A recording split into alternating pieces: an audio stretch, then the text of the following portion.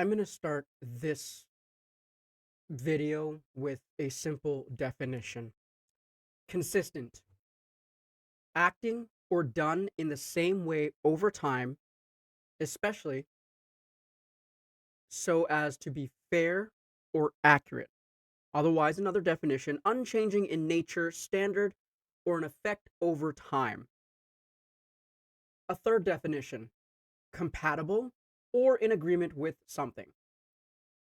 The Oilers last night lost to the Buffalo Sabers 3-2. Now, there were many problems that existed across the board, whether it was turnovers or just a lack of being able to score. I mean, we did hit 4 posts, but consistency is something that has been lacking the Oilers system, but also has been lacking within the goaltending aspect of this team.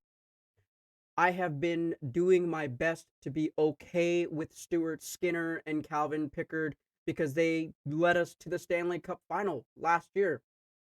But this year seems to be completely different. We're not getting the level of consistency in goaltending, albeit there are times when the team is not playing well in front of them, and I've defended the goaltending because of that. But in this case, I'm sorry. The first goal that Buffalo scored, if the puck is shot at your chest, grab it. Instead, our goaltender decides to let it hit him, drop down, fumble the puck, and give a free open goal to the team that probably shouldn't score on us. Why? Because they're not even close to playoffs. I don't understand how the Oilers are consistently finding ways to lose to bad teams that have no business playing the quality of hockey that we should be playing. At the start of that Dallas game, last game, when we played Dallas and we were up 5-1, the Oilers looked like a team that was ready to go into the finals or into the Stanley Cup playoffs and work their way to the finals. The same team didn't show up against Buffalo, and I don't know why the Oilers do this. I don't know why the goaltending does this. I don't know what it needs or what needs to be done to have Stuart Skinner or Calvin Pickard at this point dial in when that puck drops. When you're out there skating for warm-ups, you should be dialed in, ready to play a game. You're being paid to tend the goal. You're being paid to stop pucks. For the rest of the team, the defense, you're being paid to play defense. Offense, the power play, that's another issue. The power play also needs to change. Teams are figuring out that power play. Something's got to give. We cannot consistently be giving it to Draisaitl or Ryan Nugent-Hopkins or Evan. Something's got to change. And if you're asking me as an Oilers fan, Ryan Nugent-Hopkins needs to come off that power play. I don't know who you replace him with. Maybe go back to a 2 defenseman structure on the power play, put Wallman and Bouchard on there, because for some reason the Oilers did that. And I mean, go with all your offensive guns. And that's another thing. How is it that we had all of our offensive guns, all of our offensive weapons on our team at the same time, all on the ice, and we could not find a way to score a goal against the Buffalo Sabers? Now, no knock on the Buffalo Sabers. They do have some young talent in Tage Thompson and Alex Tuck, but come on. This cannot happen. If the Oilers are going to allow this to happen and they're going to consistently have games like this, we're dead in the water. We're not going to make it out of the first. Well, we'll make it out of the first round, but we're not going to make it past that, because we can't be making these kind of mistakes against the Vegas Golden Knights. We can't be making these mistakes against the Dallas Stars, the Colorado Avalanche, or the Winnipeg Jets, let alone the teams in the Eastern Conference. Whatever Stuart Skinner used to challenge his mind or lock himself in at the beginning part of that last game against Dallas, find that and keep that. mentality playing against any other team, any other period of hockey you play, that's the mentality you have. It is your last game because for me, I've been an adamant supporter of the Oilers and I love them. Goaltending has in my generation, I grew up watching Curtis Joseph, Tommy Salo, Dwayne Rolson. I grew up watching goalies that were capable of tending the net and showed a high level of consistency. That's all I'm asking moving forward. I mean, we're 60 plus games into the season. If you haven't figured it out, I don't know what's going on. Dial the F in because the playoffs are happening in less than 20 games. And LA, whether you believe it or not, yes, I think the Oilers will beat LA, but LA has gotten consistent goaltending. Actually, they have a better goaltender now than they did last year or the years previous. Their structure is a little bit better. I mean, there's a reason why they're third in our division. I mean, this is absolutely unacceptable. The turnovers need to stop as well. Defense needs to pick up. Watching that game, I felt that there were. I mean, I'll talk about in the positives and negatives, but let's go ahead and get into the scoring summary. Well, to start off the evening, the Oilers let in a goal at 10 minutes and 19 seconds in the first period off a shot that was directed towards Stuart Skinner.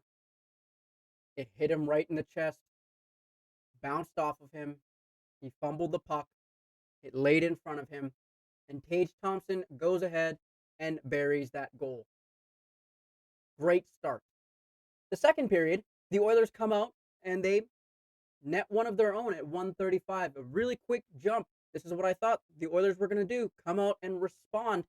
Darnell Nurse slaps home his fifth of the season, assisted by Troy Stetcher and Leon Draisaitl, who, by the way, has 50 assists again, which is impressive. And this is where I think the Oilers are actually going to wake up. But no, 2 minutes later, the Buffalo Sabers score with Alex Tuck getting his 25th off an assist of ex-Oiler, Ryan McLeod, his 20th assist. Congratulations. Then the Oilers get a playoff. Wow. See, I'm losing it. The Oilers get a power play opportunity 9 minutes into the period. And look, Evan Bouchard has one heck of a shot. 9 times out of 10, he misses the net, but when he hits the net, it's a goal. He pots his 12th of the season, assisted by Connor McDavid and Leon Draisaitl. And before I get into, I'm just going to say it. Third period, Tage Thompson gets his 33rd after a brutal giveaway at the blue line by Podkolzin and Bouchard. Bouchard did everything in his power to race back and get that puck, but he was just beat in a foot race by Josh Norris. And Josh Norris made an incredible play to slap the puck between Bouchard and over to Tage Thompson, and he potted it. But the power play, there needs to be more than one option other than Draisaitl. Let's just get into the positives and negatives. Okay, so some positives for this game. You know what? No, I'm just. Let me start with the negatives. Goaltending, power play, turnovers. Those three right there are the negatives for this game. The inconsistent goaltending and defensive play, I'll give a little bit to defensive play, but that really rests on goaltending because look, you ask your goaltender to steal a game for you, and it should be against a much better opponent. But in this case, we should have stole it from Buffalo. But goaltending is definitely the consistency needs to be there. That's the negative for that game. The power play. There needs to be more than one option to shoot on the power play. With the amount of star power that we have on the Oilers, we should find a way to adjust the power play. And I think teams have now started to figure out how the Oilers set up. Connor McDavid flies in, he does his little thing, and then everybody sets up into their position, and nobody effing moves. Everybody needs to start moving on the power play or switch up how the power play works. I get it. These guys are talented. They'll figure it out, but we cannot keep doing the same thing and expecting a different result. every time. That's the definition of insanity. And if there's any Oilers fans who believe, okay, we go in there, we do the same thing, we should be fine, you're insane. No, we need to change it up. I've seen other power plays moving around, shifting their players. Ours is usually standing still. I don't know why, but that needs to change. And the last thing, the negative, turnovers were insane. We had 20 turnovers against the Buffalo Sabers, a non playoff team going for a lottery pick. Imagine if we have 20 turnovers against a top team or a playoff team. And what's crazy is I got a chance to watch this game from the Buffalo side, so ESPN side, and the amount of times that they would mention the crisp passing. Where? Because we had so many turnovers. Those are my negatives. Positives, the Oilers penalty kill.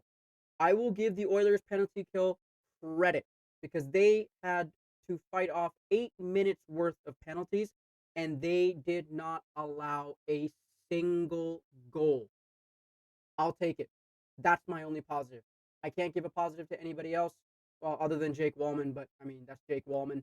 But anything else, I'm sorry. This is a team we should have beaten. There's no excuse for this. There's no excuse for what happened against the Buffalo Sabres. I'm sorry. Going into the player of the game, it's without any question, it's got to be Tage Thompson. He did fantastic. He got 2 goals, 2 points, finished the night off playing 15 minutes of quality hockey. He got 3 shots, 1 block, 1 hit, and he was 50% off the faceoff. So Buffalo's player, Tage Thompson, definitely gets my player of the game. I can't even give anybody on Edmonton player of the game at this point. I'm sorry. Looking ahead, the Oilers will be facing New Jersey and New York and the New York Islanders on Thursday and Friday. So the Oilers are now flying out to New York to get going into the city to get a couple days rest. They might have a practice today or tomorrow. I'm not quite sure. But hopefully they use this time to rest up because there is a back-to-back coming up against New Jersey and the New York Islanders. Ideally, I would like to see Calvin Pickard against the New York Islanders and Stuart Skinner against New Jersey, but at this point, I don't know which goaltender I'm going to get, no matter which goaltender you put in. Are we going to get a consistent one? Or are we not? I don't know. But for the month of March, the Oilers are now 3-2, and they have some really, really tough days ahead of them. They have to mentally prepare because after this little 3-game stint here on the road, well, 4, but this is 3 games left on this road trip. They come home. And they're gonna be playing the Utah Hockey Club. Then they're gonna be playing Winnipeg and then Seattle. So the Oilers need to find a way to lock it in and start getting points and start putting up numbers because the LA Kings are not that far behind us in points, and I'd rather be second than third if we're not going to be first in our division, and I think we should be first in our division. So we'll see what happens, but thank you guys for taking the time to watch this video. If you have any questions, concerns, comments, please don't hesitate to drop it in the comment section. And guys, thank you again for all the follows, the subscribers, the likes. I appreciate it. Your interaction means the most. Go Oilers, go. We'll see what happens in New Jersey. And I'll see you on the next video.